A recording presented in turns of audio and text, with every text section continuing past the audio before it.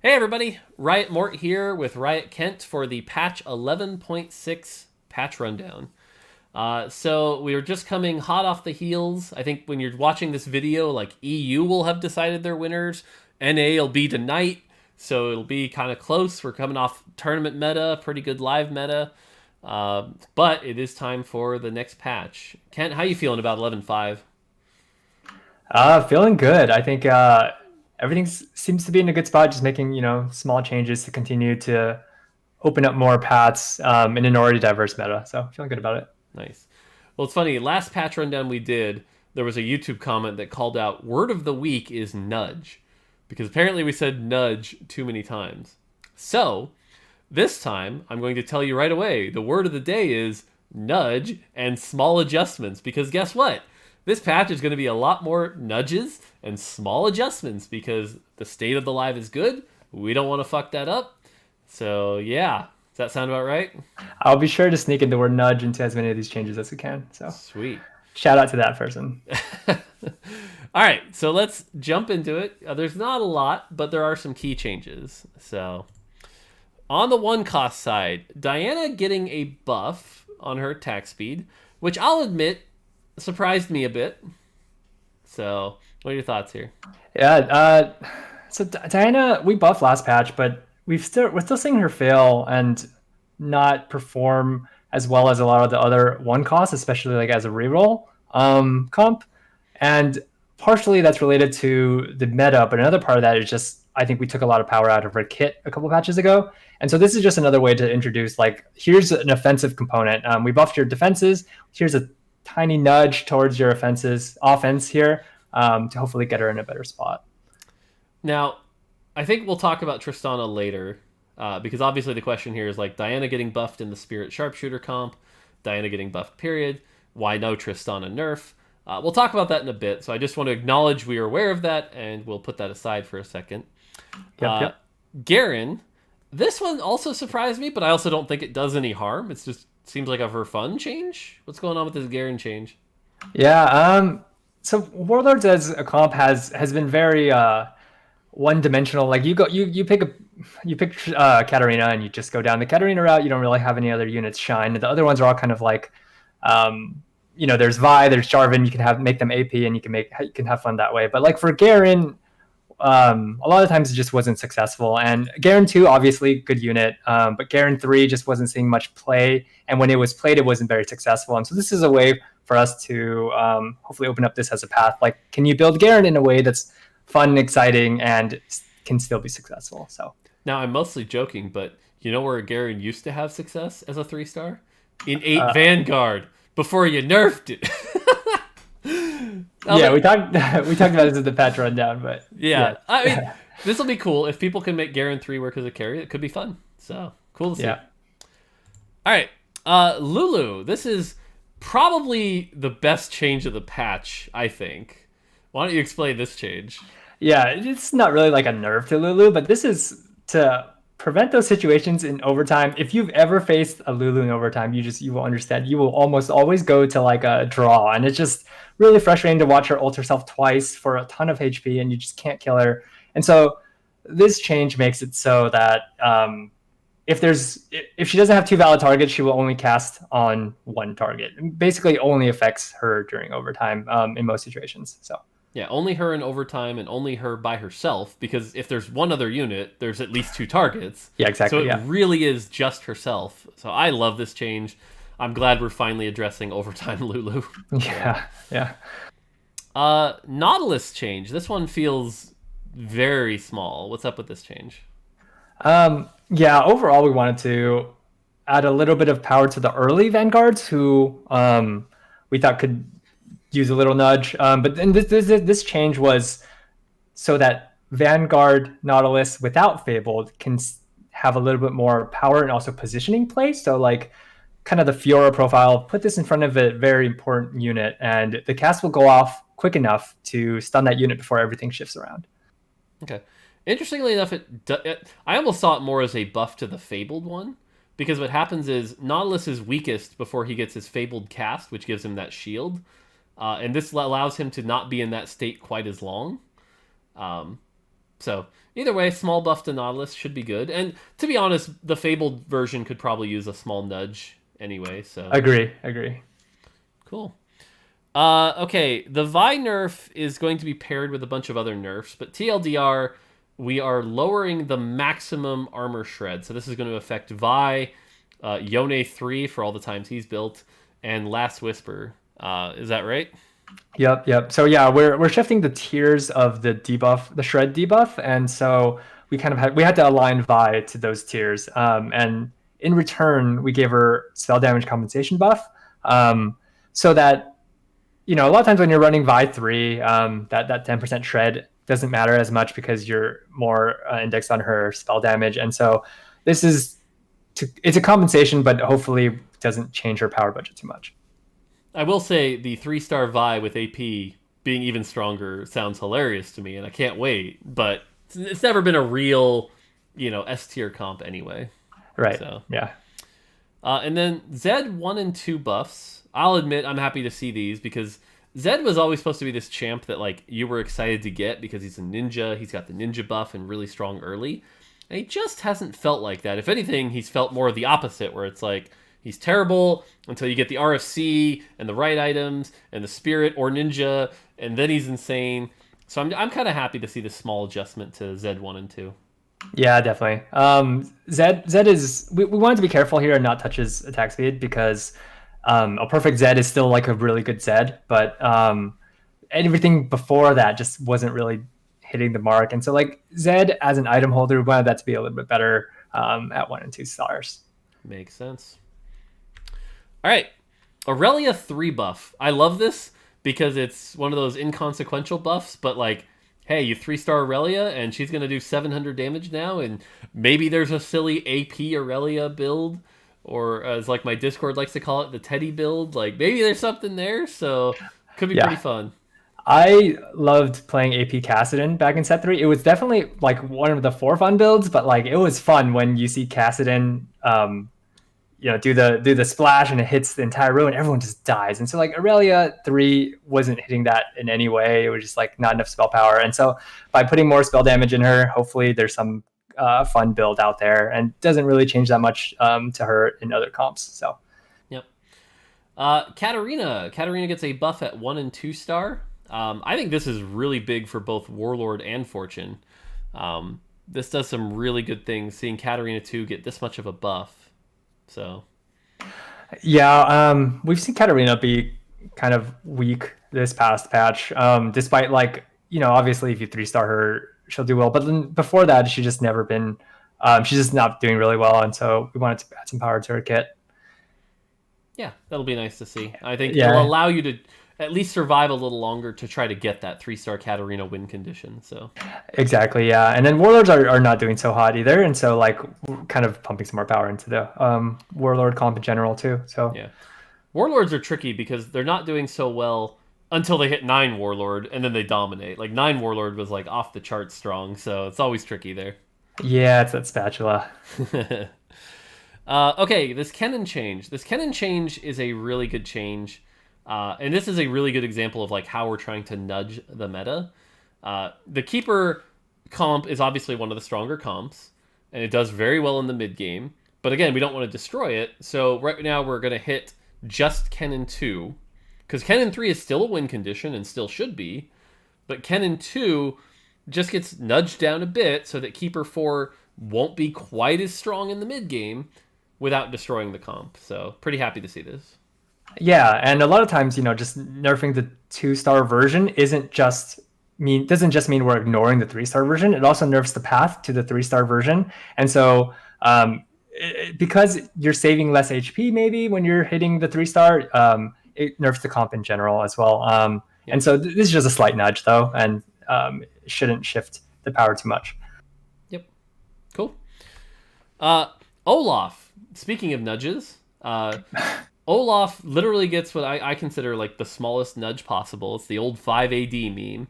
But Olaf was just a little strong in the Slayers comp, just outperforming the other 4 costs just a little bit.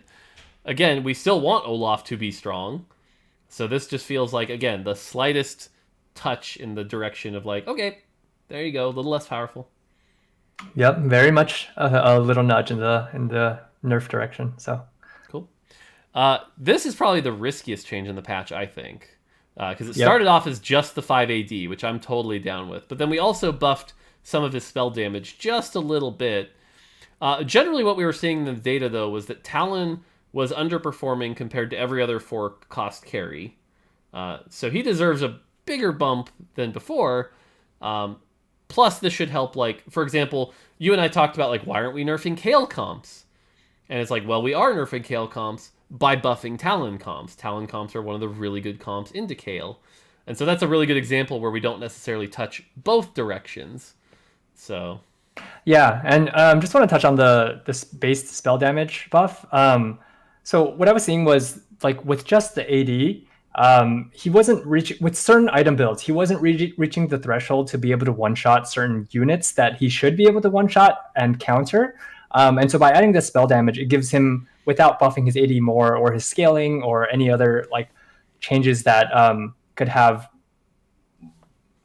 effects like stacked on top of each other. Just by right. buffing the base spell damage, we can reach that threshold without making any kind of riskier change. Yeah, that's really smart. Do you have an example of like a unit you used to measure this?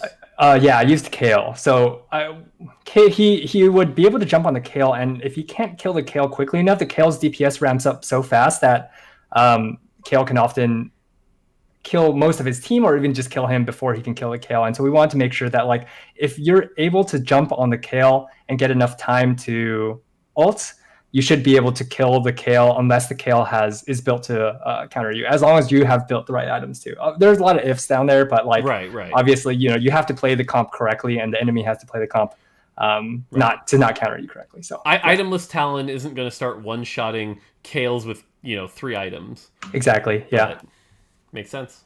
Cool. So yeah, hopefully that opens up another new build path as well. Yone, this is just another. I mean, this again barely deserves a patch note, but Yone 3 max armor shred 70%. We're keeping it at 70%. So Yeah, not that this ever matters. If he's ulting on somebody with his 20,000 damage, someone's dying. So yeah, I've actually Does Yone ever had people survive? That's the question after that recent buff. So yeah, okay, Eternal Winter. Why don't you talk about this change? yeah. This is one that we've been talking about. It just Eternal Winter has been the premier Ornn item. It's really good. Whether or not it's appreciated that like um, you know it might be more appreciated to see the freeze, but honestly, the attack speed slow 50% is really crippling, and for everyone on the team to hit the single frontliner that has Eternal Winter is extremely powerful. And so we brought the attack speed slow down to 35% to make it less crippling and hopefully bring the power down of Eternal Winter to like a more balanced state rather than the OP state that we think it's in right now. Yep. So you didn't see it, but I just corrected Morellonomicon into Last Whisper because apparently it said Morellonomicon because I'm an idiot. But Last Whisper gets a kind of nerf buff here, mostly a nerf though, is that the armor shred goes down 10%, but the duration lasts a little longer, so you can keep that up. So this is a pretty big buff to Vanguards and a pretty big nerf to Tristana, Sivir, Olaf, Tryndamere, Samira comps, because now they're going to get countered a little harder by those Vanguard comps. This is probably the biggest meta shifting change of the patch. I still think Last Whisper will be the best item, but you'll end up in this situation where like you aren't killing things quite as fast or quite as easily, and fights could go another way. God, I need to correct another typo here, but yeah. So, anything you want to add to the Last Whisper change? No, I think you covered it. Yeah, overall, it's just going to be a nerf to the item. The shred duration buff is in compensation, but it's for like more niche circumstances where the unit dies, your team can still deal more damage to the shredded unit. Yep. And then Locket, turns out when we were looking at our data, was just like insanely overperforming, surprisingly. Yeah, we wanted to make this change like not only because the item is good, but it's also like a way to somewhat address the Tristana comp, which relies on preemptively address the Tristana comp, which relies on Locket as the frontline item. Yeah. And so this is a great example, by the way, where it's like, why no Tristana nerf? Well, we just nerfed Locket and Last Whisper. We probably don't need to beat the comp over the head and kill it, because again, that's not our goal right now. we're happy this Tristana comp was discovered, and we want it to keep doing well. It's getting some slight tone downs, and that's enough. So Yeah, and I mean, for sure, we are always going to be on top of like monitoring this to make sure, especially during this competitive season, we're going to be monitoring to make sure like nothing gets out of line. But for now, we think this is enough of a touch to the comp. yep. Okay, and then this Sunfire change has got to be the silliest change. I almost can't believe you shipped this, but it's hilarious. The GIF. I wish I could show the GIF you made of the 3 Sunfire champion. Yeah. But why don't you explain this change? Yeah. This one doesn't really change the power of Trump Sunfire in any way. Like you could have put the second Sunfire on somebody else, and they would still search for a target to burn. So, but it just why was it unique? And I think it was just a carryover from like red buff in previous sets being unique, and it's fun. You can put one Sunfire, make a really tanky Talon Kench or something, have everybody surround it, and now everything is on fire. Yeah, I can't see a world where people think stacking 2 or 3 Sunfires is the optimal case, but the only version I could think of was like you already had a Sunfire champ, and you don't want to waste the item slot on another champ for a second Sunfire you got off of like the Rift Herald. Right. And so you put it on the same champion and you're like, frig it, like. But, yeah, it is what it is. And I think, who knows, maybe someone will find a really hilarious meme video. We were just giving Bunny Muffins a new video to make of triple Sunfire Tom Kench 3 burns everything. So, good times. On the bug fix side, just going to read through these. Keeper 4 is now properly a silver trait because Keeper 6 is gold because it doesn't require a spatula or chosen. Fixed a bug where Zillion's Rewind Fate failed to find targets if Zillion was in the middle of Zhonya's Paradox. Thank God, because Zhonya's is a very good item on Zillion, and so really happy to see this fixed. Speaking of champions I play a lot, Darius. Darius no longer fails to deal damage with Fortune's Guillotine if his target dashes very far away. I've seen so many Darius try to dunk a Samira, and the Samira's just like, nope, peace out. Yeah. So that's good. Fixed a bug where Darius had a brief window between chain dunks where he was not unstoppable. This might secretly be a massive, massive buff to Darius. Yeah. I wanted to touch on these 2 Darius ones because specifically I think Darius is held back a little bit by these 2 bugs and just functionality, basically, where he's, because of unreliability in these occasions, like he might be too risky to invest in. He's certainly still played, but not as much as a lot of the other 3-cost carries. And so I think by fixing these bugs, it opens up Darius as a possible path without leaving open that risk where like, I don't want to do this. I don't want to invest 3 items in this carry and 3-star him if he's just going to get CC'd in the middle of like his dunk chain. Nice. Yeah, I mean, again, as the Fortune player, I'm like, Darius better, I'm down. So...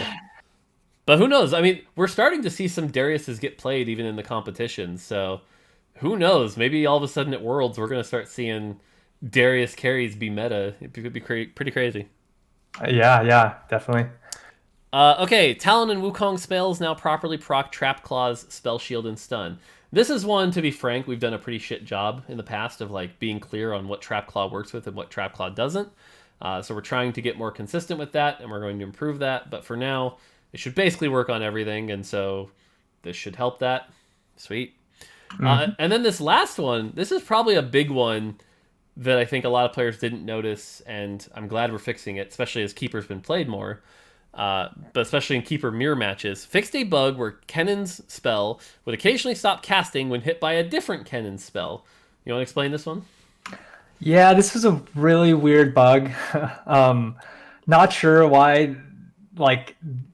the way it was set up like this, but yeah, this was happening, and so it would have to be like the Kennens would have to cast in quick sequence with each other, but overall, like the mirror matchup isn't going to be rare, and so I'm really happy this change made it through. Nice. So that is it for the patch. Pretty small patch. I think we already covered the why nots. We covered why no Tristana change. We covered why no Kale change. I'm trying to think what else would we? Is there any other ones that we think players will just be like, why didn't you touch this? I don't think so. I don't think so. Tryndamere, players are always saying Tryndamere's good, Yeah, but but he's okay. he also gets nerfed by Olaf because now the Slayer comp isn't as good. And Last Whisper. Why no Callista nerf? Maybe Callista seemed pretty strong, but like still struggles in the end game. So Kalista will also struggle against Talon if Talon gets more true, gets more playtime. true. Yeah, so that's about it. We'll keep an eye on this. I would estimate if any patch is going to be patched in the final stretch, it might be this one as we prep for Worlds. Because while it's not 100% confirmed, there is a high probability that 11.6 is the Worlds patch. Because Worlds will actually be played on the tournament realm. So we'll keep an eye on that. But yeah, otherwise, again, the end result here is we're not expecting dramatic meta shifts. We're still expecting Slayer to be good and 7 Mage to be good, etc., etc. It's just a slight tightening of everything, and hopefully the Talon comp ends up as the one comp that's like a little bit more playable than it was in the past. So does that sound about right? Yep, just nudges in both directions, especially like a larger nudge to Talon, but yeah, mostly just nudges in both directions. And we're pretty committed to like continuing to monitor the state to make sure that anything that gets out of line, we'll dig into and talk about in case there needs to be a V patch. Yep. Cool. All right. Well, then, on behalf of everyone on the team, thank you. So it's 11.6, then we have 11.7 and 11.8. So there's only 2 more patches after this of Fates and Festival of Beasts. Pretty crazy. So fast. Yep. Yep. All right. Until next time, take it easy.